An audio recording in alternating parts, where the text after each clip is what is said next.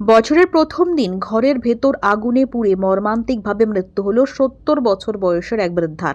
বৃহস্পতিবার দুপুরে ঘটনাটি ঘটে ব্যাটরার নটবর পাল রোডের রথতলা এলাকায়।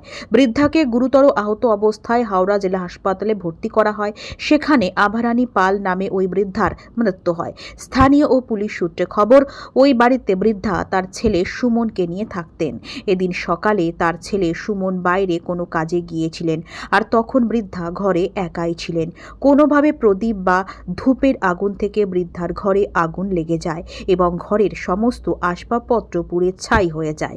অসুস্থ বৃদ্ধা ঠিকমতো হাঁটাচলা করতে না পারায় আগুনের গ্রাস থেকে তিনি বের হতে পারেননি। বৃদ্ধার একতলা টালির চালের 2 কামরার বাড়িটি সম্পূর্ণ ভস্মীভূত হয়ে যায়। এই মর্মান্তিক ঘটনা এলাকায় শোকের ছায়া নেমে এসেছে। বলছে প্রদীপ দিয়েছিল, সকাল প্রদীপ জ্বেলেছিল। আর ছেলেটা চা খেতে গেছে, ওর মা তো খুব অসুস্থ, কিছু করতে গিয়ে হয়তো প্রদীপটা উল্টে গেছে, করে আগুন ধরে গেছে।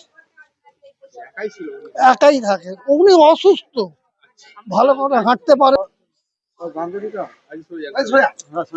পাশাপাশি সব চেঁচাতে সবার পাশের ওপর থেকে সব জল ঢেলে ঢেলে আগুনগুলো নেভানো হয়েছে। হ্যাঁ, ওই জন্য এটা পাশেই আমার বাড়ি। আমি আমার ছাদ থেকে, পাশের বাড়ির ছাদ থেকে সব জল ঢালা হয়েছে।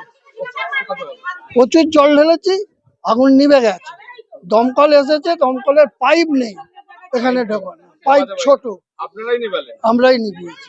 ওনারা এসে তারপরে ভেতরে ঢুকে বাসে যেগুলো জ্বলছিল বালতি করে করে ওনারা নিভিয়েছে। আভারানী পাল, 65-66 বছর বয়স। ও আর ওর ছেলে।